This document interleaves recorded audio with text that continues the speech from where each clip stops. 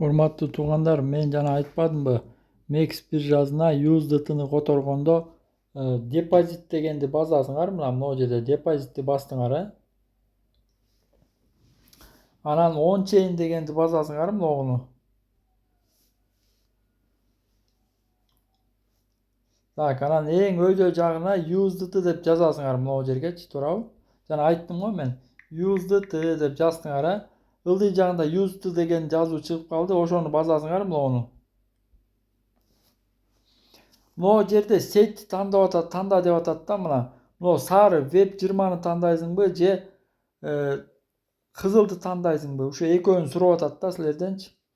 Эгер силердин USDT'ңар T'дан башталган, TRX деген адресте турса, мондай адресте турса, жана Trustwallet кошелектөбү турабы, каякта турат чыгылып ушундай Tron деген блокчейнде турса, анда силер ушуну кызылды басышыңар керек. Нону басышыңар керек да.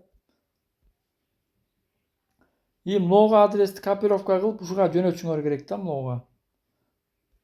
А эгер силердин адресиңер Web20 деген адресте турса, Trustwallet'te, каякта турат чыгылып Web20 деген адресте турса, анда силер ушул Web20 дегенди басып туруп, могул адрести копировка кылып туруп ушуга жөнөтүшүңөр керек да, түшүндүңөрбү?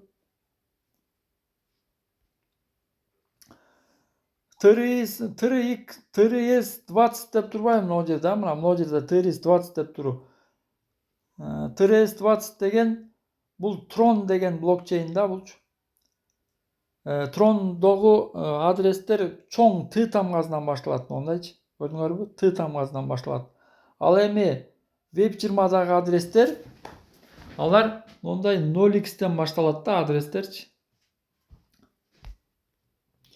Эгер силердин USDT'ңар могу Т деген адресте турса, Т тамгасынан башталган адресте турса, анда Mex биржасындагы Т тамгасынан башталган адреске которушуңар керек да. Ошондо Mex'ке келип түшөт да.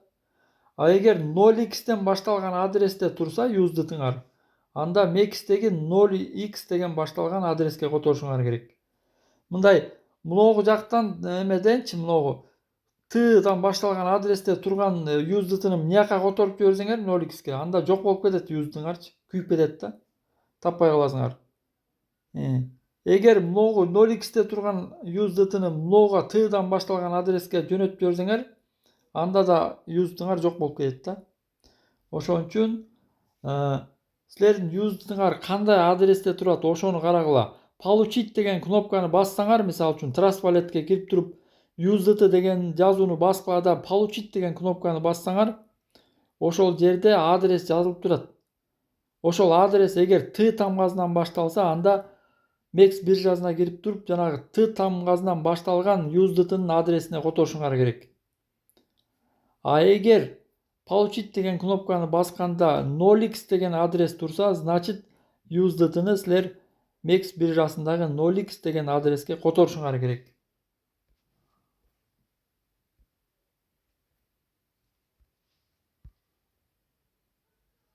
Так, анан дагы бир айтып кое турган нерсе, могу жерде муну көрүп атасыңар, жана ордер койгондо, лимитный ордер койгондо ценаны жазгыла деп атпаймынбы? Ошондо ценаны жазып атканда жаңылбагыла да. Мисалы үчүн мына 2 деген бул $2 мына, Ал эми 0.2 деп турса, мисалы үчүн мондай болуп, 0.2 деп турса, бул 20 цент да, булчу.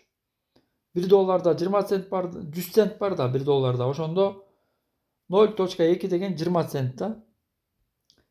Ал эми 0.02 деген бул 2 цент да, булчу. Түшүндүңөрбү?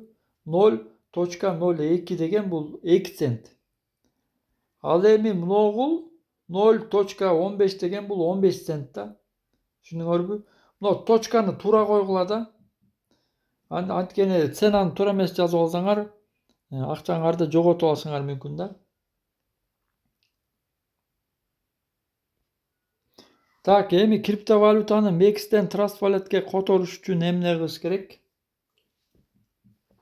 Trustwallet'ке кирип туруп Получить деген кнопканы бассаңар, адрес чыгат. Ошол адрести копировка кыласыңар.